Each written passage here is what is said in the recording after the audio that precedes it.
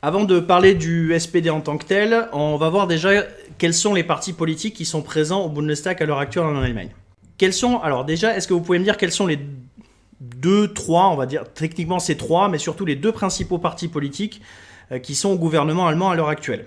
CDU et SPD, effectivement. Alors, techniquement c'est CDU et CSU, puisque vous avez, le parti CSU qui est présent uniquement en Bavière, et la CDU qui est présente dans les 15 autres Länder. Donc forcément, vous avez cette notion-là, pardon. Et effectivement, le SPD. Donc ça, ce sont les deux gouvernements. C'est ce qu'on appelle à l'heure actuelle une grande coalition à une grosse coalition. Alors jusqu'à maintenant, une grande coalition signifiait forcément une coalition entre CDU et SPD. On va voir après les élections de septembre si effectivement la tendance se confirme que les Grünen finissent devant le SPD. Si du coup on continue à dire que c'est une coalition qui est une grande coalition, sachant que le SPD ne serait plus le deuxième parti d'Allemagne. Alors, à leur côté, vous avez d'autres partis qui vont être présents. Vous avez en tout 6 fractions, donc fractions, ce que je vous avais fait noter, donc groupes parlementaires qui sont présents, sachant que techniquement, il y a aussi d'autres partis dont certains sont à l'intérieur de ces différentes fractions. Donc vous avez tout d'abord la fraction la plus importante, c'est CDU-CSU. Donc, comme je vous ai dit, la CDU présente sur 15 des 16 Länder allemands, sauf la Bavière. Et du coup, en Bavière, c'est la CSU qui domine le paysage politique de droite et centre-droit. Donc c'est un parti qui, voilà, comme je vous ai dit, est considéré comme centre-droit-droite, sachant qu'ils sont beaucoup plus au centre que ne peuvent l'être les Républicains en France, alors que les deux sont présents au même groupe parlementaire dans le Parlement européen, la PPE. Officiellement, on parle de chrétiens-démocrates, pour parler d'eux. Donc CDU, c'est Christlich-Demokratische Union, et CSU, c'est Christlich-Soziale Union. Le deuxième groupe parlementaire, celui auquel on va s'intéresser surtout aujourd'hui, c'est le SPD. Donc die Sozialdemokratische Partei Deutschlands. Pareil, un très joli génitif saxon à la fin, dont on parlera un peu plus tard, puisque c'est assez important dans ce genre de dénomination. Donc le Parti social-démocrate allemand, parti qui a toujours été soit le premier, soit le deuxième groupe parlementaire au Bundestag depuis la fin de la guerre. Et même avant d'ailleurs, puisque quand on va parler du SPD, on verra qu'ils ont été extrêmement présents aussi bien sous l'Empire allemand que sous la République de Weimar, surtout sous la République de Weimar d'ailleurs. Ensuite, si je fais dans l'ordre, alors à l'heure actuelle, le troisième groupe parlementaire, c'est aussi le plus jeune, puisque c'est le groupe de l'AfD, die Alternative für Deutschland. Donc die AfD qui est un parti qu'on peut signifier comme d'extrême droite. Comme je vous avais dit et comme vous l'avez également dans le texte, même si on reviendra plus en détail là-dessus, c'est un parti qui est passé plutôt de eurosceptique pour aller vers clairement un parti d'extrême droite qui rejette énormément la politique de l'Union européenne, qui rejette la politique d'accueil que peut avoir l'Allemagne. Et c'est surtout, voilà, en 2015, lorsqu'il y a eu la crise des réfugiés, 2015-2016, qu'elle a commencé à grandir et à se faire une vraie place au sein de l'électorat allemand, puisqu'elle est passée de 4,9 en 2013 à 12% en 2017. Donc il y a eu vraiment une grosse progression qui est notamment liée à la crise des réfugiés, sachant qu'ils avaient déjà gagné pas mal de voix avec la crise de l'euro. Ensuite, comme quatrième groupe parlementaire, vous avez Die Linke. Alors Die Linke qui veut dire tout simplement en français la gauche. Donc tous ces partis-là, je reviendrai plus en détail plus tard. Mais Die Linke, c'est un parti qui a été formé avec d'un côté les anciens membres du Parti communiste est-allemand. Donc c'est un parti qui fait surtout de très bons scores en Allemagne de l'Est, puisqu'il dépasse régulièrement la barre des 20%, avec même certains Länder où ils sont le premier parti. Et de déçus du SPD qui ont quitté le parti pour aller fusionner justement avec ces communistes est-allemands et former un seul et même parti qui d'abord s'est appelé Die Linkspartei pour finalement s'appeler juste Die Linke. Ensuite, vous avez la FDP, donc die Freie Demokratische Partei. donc le parti des démocrates libres. Alors comme je vous ai dit, c'est un parti qui est libéral pendant longtemps, qui a été aussi bien libéral de gauche que libéral de droite, c'est-à-dire aussi bien très ancré sur les libertés individuelles. Je vous l'avais dit, et pendant un temps, ils étaient même favorables à la légalisation du cannabis parce que c'est une question de liberté individuelle et que c'est à vous de décider si c'est dangereux pour vous ou non. Que voilà, sur le côté libéral de droite, c'est-à-dire plus le libéralisme économique, le laisser-faire de l'économie de marché, sachant que de nos jours, ils sont plus focalisés sur cet aspect-là de la vision libérale que sur l'aspect libéral de gauche, où ils reviennent sur pas mal de leurs principes. Notamment, ils se sont beaucoup distancés de leur ancienne vision avec la crise des réfugiés, où pareil, petit à petit, ils sont passés sur une limitation de la politique d'accueil allemande, ce qui fait qu'alors qu'avant ils étaient plus au centre que la CDU, on peut presque considérer qu'ils sont plus à droite maintenant que la CDU. Donc comme je l'avais dit, pendant très longtemps, ça a été un parti entre guillemets faiseur de roi, c'est-à-dire le partenaire de coalition idéale, que ce soit pour les sociodémocrates ou les chrétiens-démocrates, pour finalement, à l'heure actuelle, être un parti qui préfère gouverner avec la CDU et la CSU et qui évite le plus possible de gouverner avec le SPD, même si dans certains Länder, vous pouvez avoir des coalitions avec le SPD. Vous en avez une notamment, j'en reparlerai plus tard des différentes couleurs, mais qu'on appelle die Ampelkoalition, la coalition des feux de signalisation. Parce que vous avez du coup le rouge du SPD, le jaune de la FDP et le vert de Die Grünen. Donc le surnom qu'on leur donne, c'est Die Ampelkoalition. Voilà, c'était un des rares cas de figure que vous pouvez avoir en Allemagne. Donc ensuite, l'autre groupe parlementaire que vous avez, le dernier que je n'ai pas encore mentionné, c'est Bündnis 90 Die Grünen. En général, on les appelle juste Die Grünen. C'est comme en France, on a tendance à dire les Verts plutôt que Europe Écologie Les Verts. Voilà, parti, comme son nom l'indique, environnementaliste, plutôt du côté de l'écologie politique. Pendant assez longtemps, plutôt bien à gauche, même s'ils sont de plus en plus au centre, et que maintenant ils sont vus comme potentiels partenaires de coalition, aussi bien par le SPD que par la CDU. Après les dernières élections de 2016... de 2017, pardon, pas de 2016, on est passé tout près d'avoir une coalition entre la CDU, la FDP et les Grünen, coalition qui avait été surnommée Jamaica Coalition, coalition Jamaïque, puisque ça reprend les couleurs du drapeau de la Jamaïque, le noir pour la CDU, le jaune pour le FDP, et le vert pour Die Grünen. Surnom qui avait été moqué encore il y a quelques années, mais qui de nos jours est une potentielle coalition qui est totalement prise au sérieux en Allemagne. Voilà, donc ça c'est pour les différents groupes parlementaires. Comme je vous ai dit, il y a deux partis qui sont déjà dans un seul groupe, puisque vous avez la CDU et la CSU qui sont dans le même groupe parlementaire. Mais étant donné qu'ils sont quasiment classés politiquement au même endroit, c'est juste que c'est plus des questions géographiques, du coup c'est plutôt logique qu'ils forment le même groupe. À l'heure actuelle, vous avez deux députés qui ont leur propre parti politique, qui sont dans un parti politique dans lequel aucun autre député n'est. Parmi les deux, il y en a un dont on parlera et l'autre pas du tout. Vous avez une ancienne membre de l'AfD qui a formé son propre groupe, son propre parti politique, et qui techniquement ne fait pas partie du groupe de l'AfD.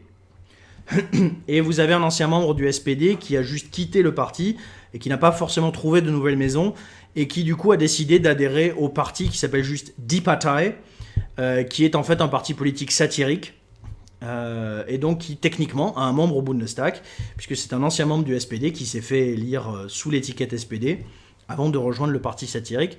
On reparlera de ce parti, notamment parce que ils ont aussi un élu au Parlement européen qui, lui, par contre, a été élu sous l'étiquette Die Partei. Ça, c'est pour les partis présents. Ensuite, je vous avais dit donc qu'on allait voir les différentes coalitions qui sont possibles au sein du Bundestag allemand. Vous avez déjà la coalition actuelle dont je vous ai parlé, qui est Die Große Koalition. Donc ça, c'est une coalition qui s'appelle la Grande Coalition, donc qui est entre CDU, CSU et le SPD. C'est une coalition qui, avant 2005, n'avait existé qu'une seule fois.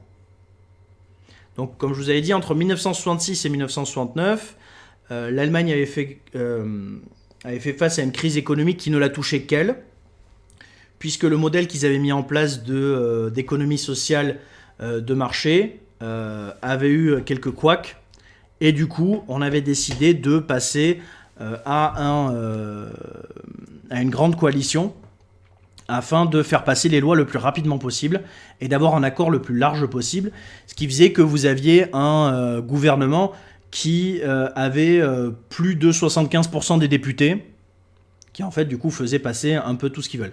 Voilà, donc c'était Kurt Giesinger qui avait été chancelier, qui menait ce gouvernement, et son vice-chancelier, ce sera aussi celui qui va lui succéder, donc Willy Brandt, qui aura été du coup vice-chancelier et représentant du SPD, celui qui à l'époque était le maire de Berlin-Ouest, avant de devenir le premier chancelier social-démocrate. Pareil, on reviendra plus en détail sur lui. Vous avez eu donc en 2005 une position un peu particulière où vous avez la CDU, CSU et le SPD qui sont coude à coude. Donc c'est la première campagne d'Angela Merkel. Merkel était déjà dirigeante de la CDU depuis 2000.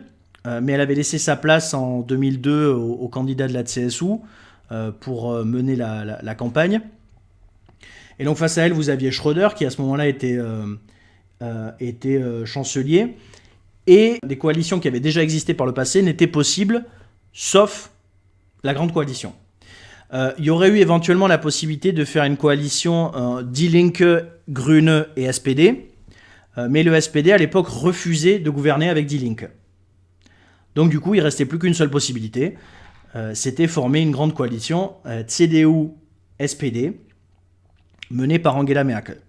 D'ailleurs, Merkel, du coup, elle aura, sur ses 4 mandats, eu 3 grandes coalitions, puisque de 2005 à 2009, puis de 2013 à 2017, et de 2017 jusqu'à aujourd'hui, elle aura eu à chaque fois des grandes coalitions, sachant qu'à chaque fois, elle espérait avoir autre chose. Mais elle s'est retrouvée avec des grandes coalitions.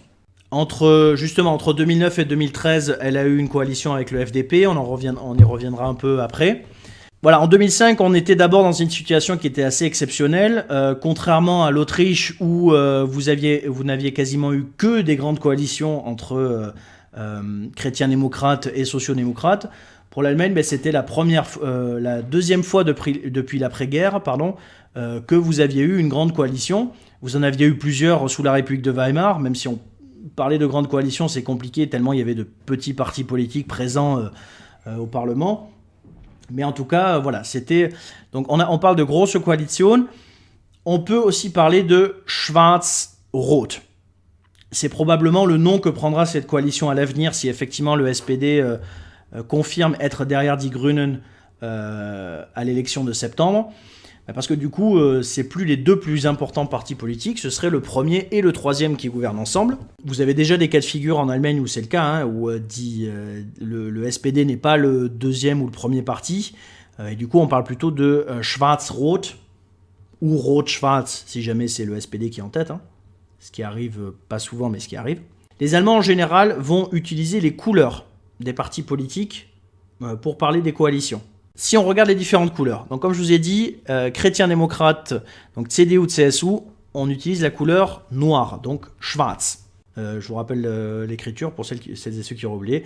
S-C-H-W-A-R-Z. Schwarz. Alors pourquoi le noir? C'est pas eux-mêmes qui ont adopté le noir, c'était plutôt une couleur qui est rejetée au début.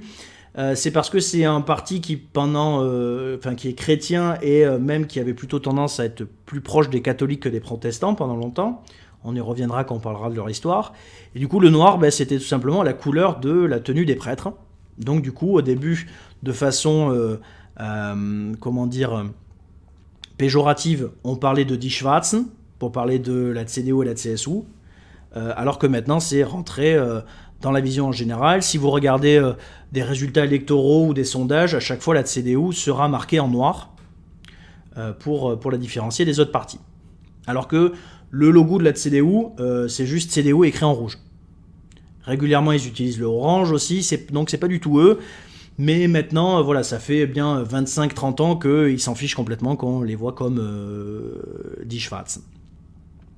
Vous aviez même eu le mouvement de jeunesse de la CDU qui avait lancé une campagne, je crois que c'est en 2010, qui s'appelait Black is Beautiful, pour se promouvoir à fond.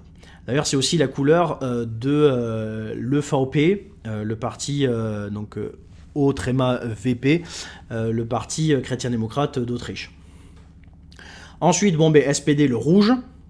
Ça, pas de grande surprise. Même si en France, on utilise plutôt le rose de nos jours pour parler du Parti Socialiste. Mais à la base, voilà, c'est un parti travailleur, drapeau rouge. Le logo de la SPD est rouge, donc voilà, le rouge. Par contre, c'est une couleur qui se partage du coup avec Die Linke. Die Linke, c'est aussi rot.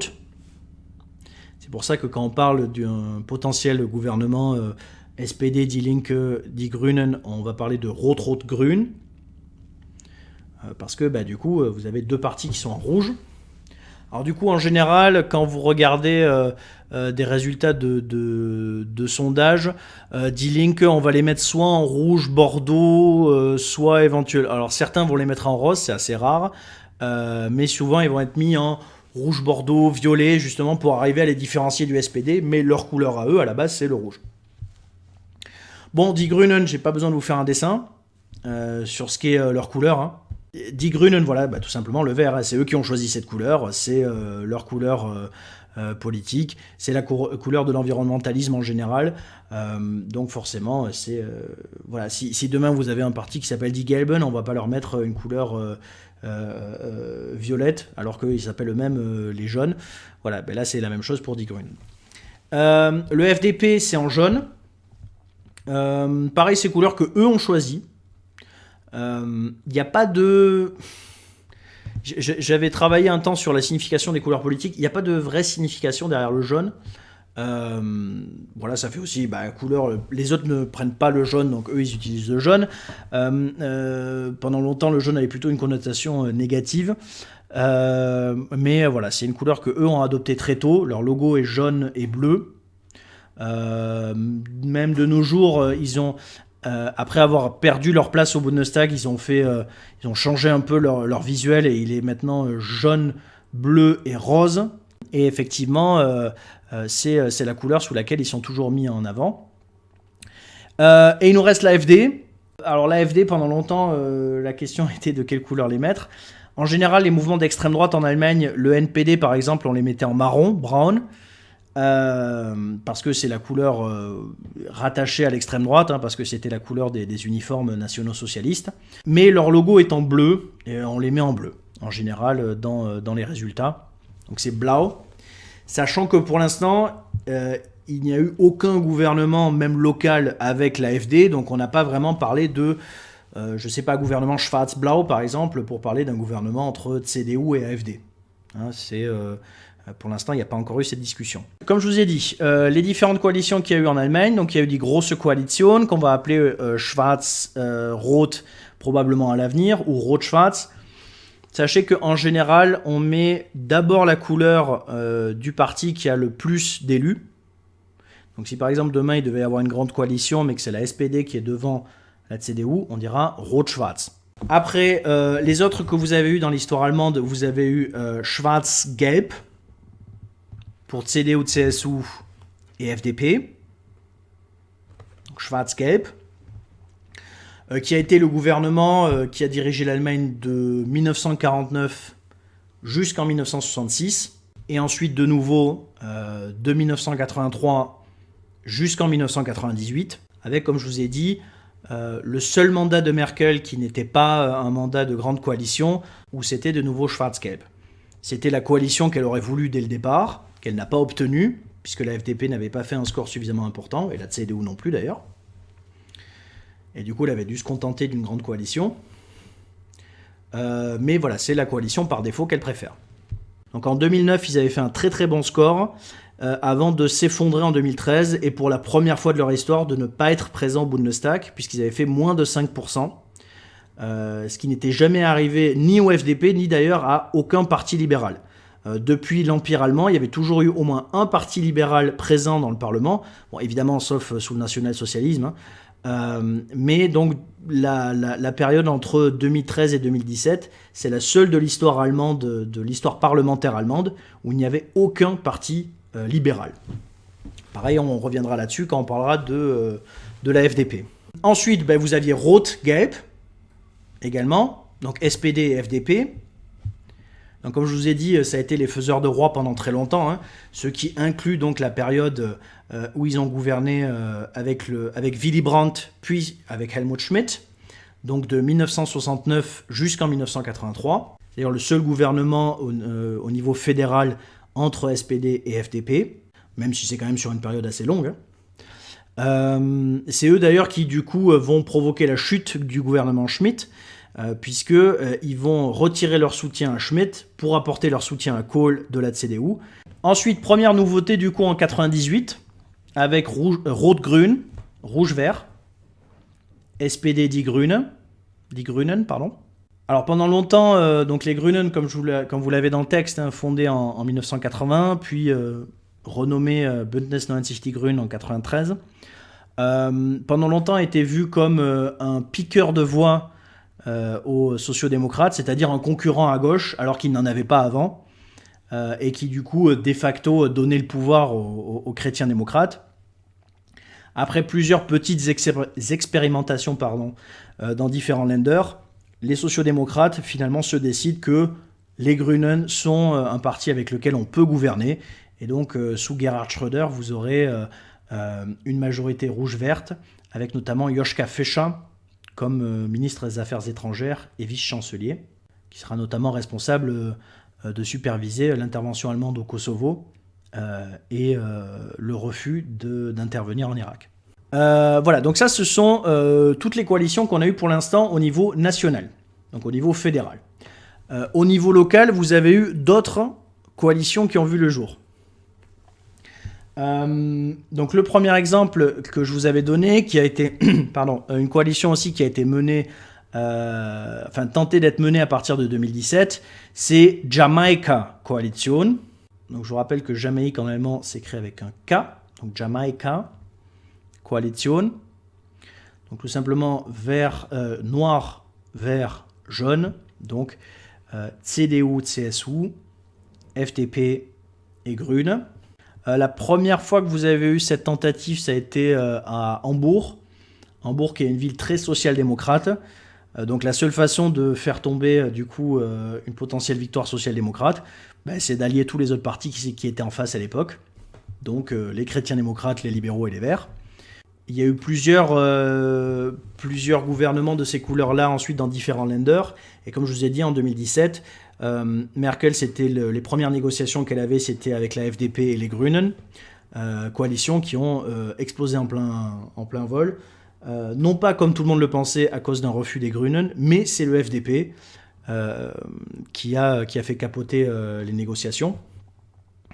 Avec pour l'anecdote le leader de la FDP qui avait dit je préfère ne pas gouverner que mal gouverner. Vous avez comme autre coalition, une coalition qui est surnommée, alors c'est encore un drapeau, die Kenya Coalition. Alors Kenya, les couleurs du Kenya, c'est rouge, noir et vert. Oui, effectivement, donc c'est CDU, Die Grünen et SPD. Vous avez certains länders en Allemagne de l'Est qui ont dû avoir recours à ce type de coalition parce que la AfD fait pour l'instant encore toujours d'excellents scores en Allemagne de l'Est. Donc pour former des coalitions, c'était assez difficile. Une grande coalition classique ne suffisait pas. Donc il fallait que ce soit CDU, SPD et Die Grünen qui gouvernent ensemble. C'est d'ailleurs aussi quelque chose qui avait été proposé au niveau national par le SPD qui ne voulait pas gouverner tout seul avec la CDU à partir de 2017. On reverra ensuite plus tard pourquoi est-ce qu'ils ont d'intérêt effectivement de ne pas vouloir gouverner seul avec Merkel. Mais effectivement, c'était une tentative d'avoir une majorité plus large. Ce à quoi les Grünen ont dit non, débrouillez-vous tout seul avec Merkel. Et donc l'autre qui est beaucoup débattu, qui a beaucoup de partisans chez Die Linke et beaucoup moins au SPD, c'est Rot-Rot-Grün. Donc Rot-Rot-Grün, SPD, Die Linke, Die Grünen. Alors actuellement, par exemple, vous avez en Thuringe cette coalition-là. Enfin, quand je dis actuellement, ils ont dû provoquer de nouvelles élections parce qu'il y avait des difficultés à trouver une majorité. Mais dans la mandature précédente, c'était effectivement la couleur. Vous aviez un ministre-président de Thuringe qui était de Die Linke. Donc, comme je vous ai dit, en Allemagne de l'Est, ils font de très bons résultats, Die Linke. Et du coup, qui gouvernait avec le SPD et la SPD, pardon, et Die Grünen. Donc là, du coup, ils devaient revoter en mars, mais avec le Covid, ils ont préféré du coup repousser les nouvelles élections en Thuringe au 26 septembre, donc le même moment que les élections du Bundestag. Et enfin, le dernier que j'ai oublié, tout simplement, Schwarz-Grün. Schwarz-Grün, donc CDU et Die Grünen, qui gouvernent ensemble. Ça aurait pu paraître très surprenant il y a 10 ans, oui, même il y a 10 ans, oui. Il y a 10 ans, c'est assez peu probable, puisque les deux étaient quand même très éloignés l'un de l'autre. Mais il y a eu surtout 2 événements qui ont fait que la CDU et Die Grünen se sont beaucoup rapprochés. D'abord la catastrophe nucléaire de Fukushima, où c'est Angela Merkel qui annonce le retrait total de l'Allemagne du nucléaire, donc en clair le rêve de Die Grünen. Et ensuite la crise des réfugiés, où alors que Merkel était très critiquée à droite, Die Grünen, eux, votaient pour toutes les mesures en faveur de l'accueil des réfugiés en Allemagne, puisque pareil, c'était dans leur programme, c'était leur vision, donc ils ne voyaient pas d'intérêt à s'opposer à cette politique, même si, comme ils l'avouaient eux-mêmes politiquement, ils y gagnaient pas vraiment, mais voilà. Et du coup, vu que vous avez une CDU qui va de plus en plus vers le centre, et à côté de ça aussi des Grünen qui vont de plus en plus vers le centre, ça ouvre beaucoup de possibilités. Par exemple, dans le Baden-Württemberg, donc qui est votre région voisine, votre land voisin, pardon, vous avez à l'heure actuelle, alors du coup c'est Grün-Schwarz, puisque c'est la SPD, Die Grünen, pardon, qui ont fini en tête lors des dernières élections. Et à côté de ça, du coup, vous avez la CDU qui a accepté de gouverner avec eux. Alors c'est venu aussi bien par nécessité, parce que Grün-Rot n'était pas possible, mais aussi parce que Kretschmann, qui dirige le Baden-Württemberg, est on va dire, c'est le moins gauchiste des Grünen allemands. Hein. Il est très au centre, même plutôt centre-droit que centre-gauche. Il a plusieurs fois complimenté Angela Merkel en disant que c'était une excellente chancelière. Donc effectivement, lui, il fait partie plutôt des Grünen qui sont favorables à un rapprochement entre les chrétiens-démocrates et les écologistes. Voilà, ça ce sont tous les différents types de gouvernements que vous pouvez avoir, sachant que je mets de côté la Bavière où vous avez un parti qui est dissident de la CDU, la CSU, pardon, qui a gouverné avec eux, mais vu que théoriquement ça ne peut pas arriver au niveau national, je le mets pour l'instant de côté. Donc ça, ce sont toutes les différentes coalitions qu'il y a eu aussi bien au niveau national que local. Là pour l'instant, selon les derniers sondages que vous avez en Allemagne, que je regarde là justement, alors je prends le dernier qui a été fait par l'ARD, il y en a eu d'autres qui ont été faits depuis, mais qui datent du 3 décembre. Vous avez 36 pour la CDU de CSU et 21 pour Die Grünen et 15 pour la SPD. On se dirige clairement vers Schwarz-Grün en Allemagne, si ça reste comme ça.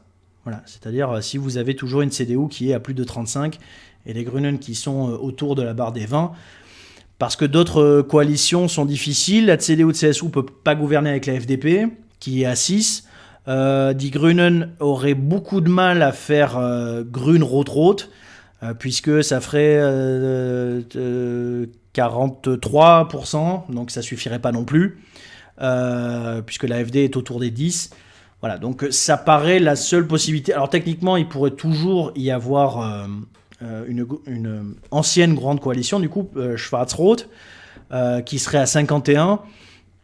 Mais bon, je pense que la SPD a envie de prendre une pause, de gouverner avec Merkel, puisqu'ils ont perdu énormément d'électeurs et de militants, justement, à force de faire des grandes coalitions avec la CDU.